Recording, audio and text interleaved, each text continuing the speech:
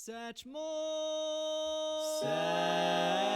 Satchmold! Hello everybody, my name is Satchmold. Thank you for joining me. Today I will be showing you how to navigate some of the Minecraft menus and how to set up your own survival world. If you have anything you'd like to say, comments, questions, please leave them down below in the comments. And thank you for watching. Let's get started. So when you first open up your Minecraft launcher, you log in and you click that big green play button at the bottom. You're going to be taken to this screen right here. From this screen, you're going to find the Minecraft Java edition. For Bedrock, you're probably going to see Bedrock edition or Windows 10. There's usually this little yellow line here of text. This almost always is different. And they can say some pretty interesting things. Some current memes. They keep this section pretty up to date, and it's kind of fun to check out what it says each time. You're also going to find this menu here. Single player, we'll get to multiplayer, Minecraft Realms, options, quit game, and then down here in the bottom left is going to show your Minecraft version number. This is the most recent version that is out, 1.16.1. This is the Nether update, which is why the background is the new Nether. For those of you that don't know what the Nether is, we will get to that in due time, but this is the most recent update. So we'll start from the top, single player. This is where we have our single player worlds. This is going to be a lot different for you. You're probably going to see something empty here, or you might have one or two that you've created or tried to create in the past. We'll come back to that for when we actually start it. I just want to walk you through a couple more of these buttons. Multiplayer here. This is where you're going to go ahead and find any servers that you've added or created. So on the server page, you can go ahead and add servers. This is where you will probably look them up. You'll find them online and find out, find a server that you really want to play. You can name it whatever you'd want. But what really matters is the server address. Usually that'll be a string of numbers, which is the IP address, or sometimes it'll be a website, depending on what information they're giving you. And then you just click done and join it. But for the most part, this is going to be any servers that you've joined in the past or present. Minecraft Realms. So a realm is essentially a Minecraft server. So essentially a multiplayer server that is operated by Mojang, which is the creators of and owners of Minecraft. So in here, you'll see any realms that you're a part of. If you have any invitations, they'll be right up here. So that's if you have like a friend who has a Minecraft realm and they want to invite you to it, you'll see that invitation right up at the top. Any realms news you'll see on this side. This is usually like update information or any new games that they've got. So I have a realm of my own. So if I go and configure it, you can see here there's minigame sections that can be run on the realm, as well as different world options. Not something we want to get into today, but maybe in the future. But just information here on realms. Then you've got your options. Field of FOV is your field of view. I have mine set to normal, as do most players. Some people find it beneficial to change it in one way or the other, but normal is typically the best way to go. Realms notifications, that's what we were just kind of talking about with regards to the notifications in the top right there. Skin customization, this isn't quite probably what you're thinking, but you can customize what you look like. There are two characters. There is Steve and Alex that are the defaults. And if you want to download your own skins, we can go through that at one point. However, this section here is actually for layers, not for the actual skin itself. These are layers on the skin that you can kind of remove or add. Then we have music and sound. I keep my master volume down. This might be something you want to consider. A lot of my friends, when they first start to play, they find that the volume is just way too loud. Some of them are also not don't enjoy the music as much. I actually really like the music, but I find that for recording, it's nice to have it off. And then just different sound settings. But my advice would just be to turn your master volume down a little bit, and then tweak it as you go. Then we have video settings. This is really going to be heavily dependent on your computer that you're running this on. My monitor is only at 1080p, which is what this number here represents, 1080, with that aspect ratio, so it's 1920 by 1080.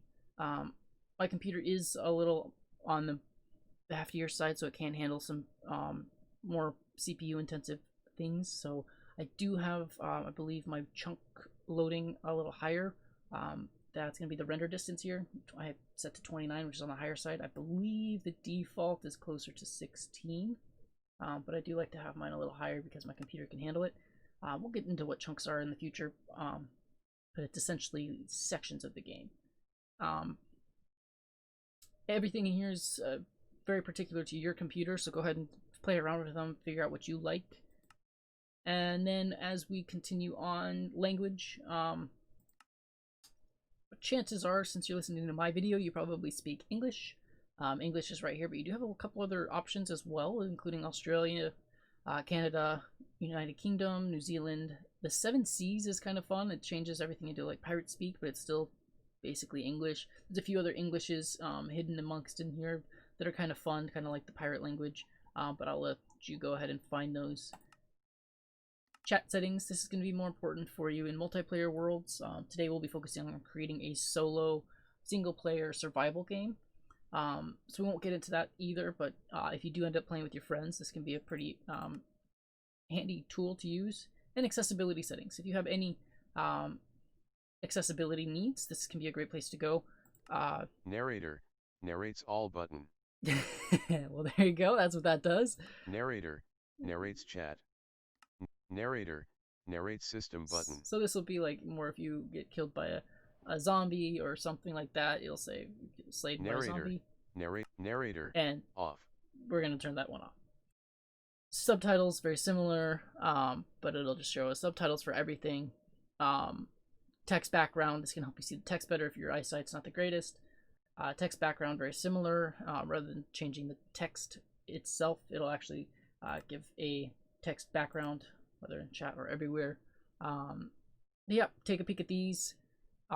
Sneak is an important one, and sprint is an important one for just general gameplay. But it's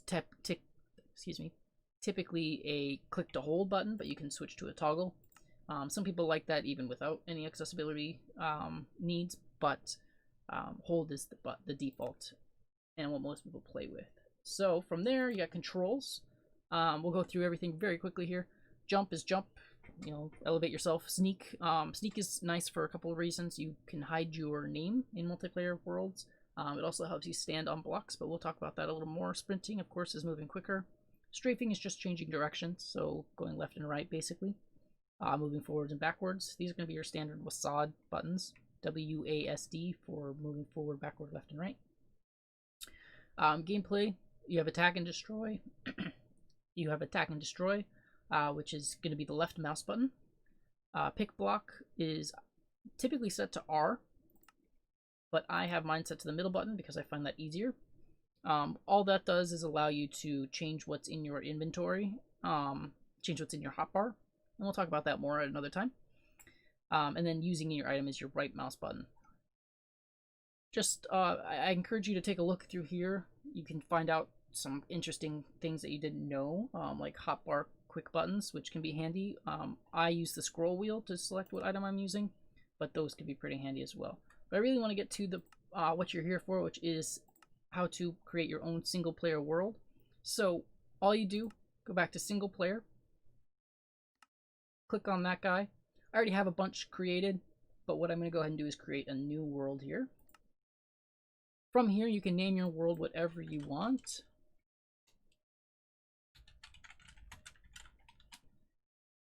And then from here, you're going to have some more options. So game mode, we are going to choose survival, but there are other options like hardcore. Hardcore is essentially survival, but everything's a little more difficult. And once you die, you're done. Okay, basically the world is over. Whereas in normal survival, you come back to life, you get respawned, depending on what you have set up. You respawn either at your base or at spawn, and we'll get into that a little bit more once we get into the game. The other option you have is creative. Creative, as it describes down here, you have unlimited resources. You can pick any tile in the entire game, any block, any tool, anything you want, it's at your disposal. You can also fly around very easily just by double tapping the jump button, and you can destroy blocks instantly. This is where people like to create things, hence the term creative. But it's a lot of fun to play there as well. It's just not the survival experience that we're looking for. So we're going to go ahead and choose survival. You also have an option with difficulties, so hard, peaceful, easy, and normal. So starting with peaceful, peaceful is the easiest version of the game. There are no what's called mobs, hostile mobs. Hostile mobs are what come and attack you, but in peaceful mode there are none of those. So you can just focus on the more pleasant things in the game. Easy does spawn in hostile mobs, but it spawns them in a little weaker, a little less frequently. And so it's a great way to start off, but the default is normal. Normal is what most players play on. I would say the next other popular option is hard, and we'll talk about that in a moment, but normal is just very normal. That's kind of all I have to say about that one. Hard does increase the difficulty. Zombies and hostile mobs hit a little harder. You take a little more damage from that. There are some mechanical things that change within the way creatures act as well. And we'll get into that at some point, but we are going to choose normal for this. And then allow cheats, we're going to go ahead and choose off. But with allowing cheats, you're able to do a lot of things like, this is kind of an example, commands like game mode. So this can change your game mode from survival to creative in the middle of the game, which is kind of cheating. You can give yourself experience points, which levels you up, which is great for enchanting, but again, just cheating. So we're going to go ahead and switch that off. We're going to do this the not cheating way. Data packs, not going to worry about that, but this is basically where you can add in data packs to improve the game, most would consider, but we're going to do what's called vanilla Minecraft and just play it vanilla. Game rules, I've never actually checked this section out before, but essentially these are just little things you can switch on and off just to tweak the game to your liking. And then more world options. This is another interesting spot. So a seed, for games that have random generation, a seed determines how the world randomly generates.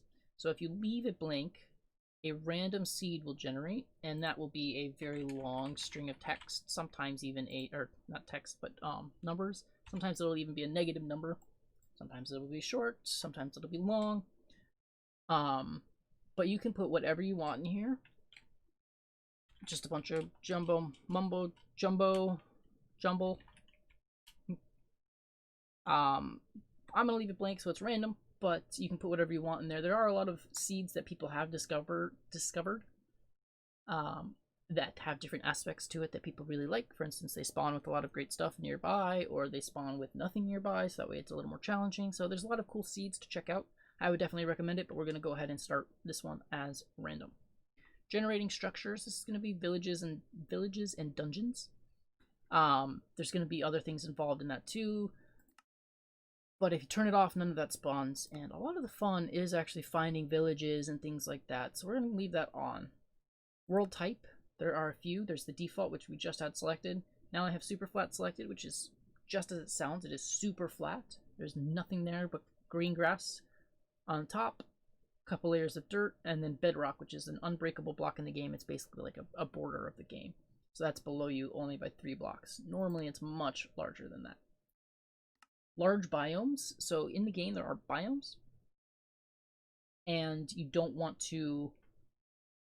So in the game there are biomes, and each biome can be, like a plains biome. So in the game there are biomes. There's plains biomes, mountain biomes, deserts, jungles, things like that. There's quite a few of them. There's also small variants of each one as well, which is... It adds more. It's also very small variations of each one, which just adds a lot of different variety to the game, which is actually pretty cool to discover some of these. So we're going to leave some of that untouched, but this just makes them bigger. Amplified makes everything much taller, so just for fun requires a beefy computer it basically makes everything very tall. So mountains are extra mountainous, regular biomes are now mountainous, so everything's amplified.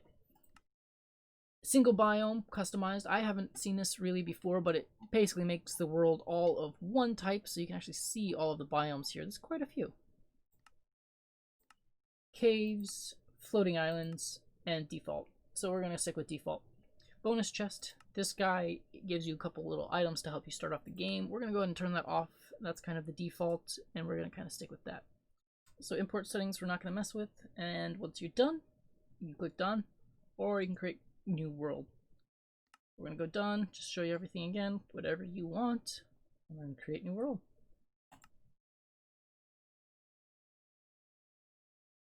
It's going to load for a moment. I'll speed this up for you.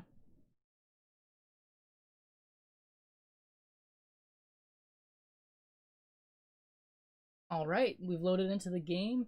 As you can see, everything's kind of loading in still. It's normal when you first log in. I'm just going to do a quick look around. But this is what we have for our first load in. Looks like we're on a tiny little island kind of off. Yep, that's awesome. So this will leave us with lots of space to go explore. And that's going to wrap up the video. This is how you create your own survival world.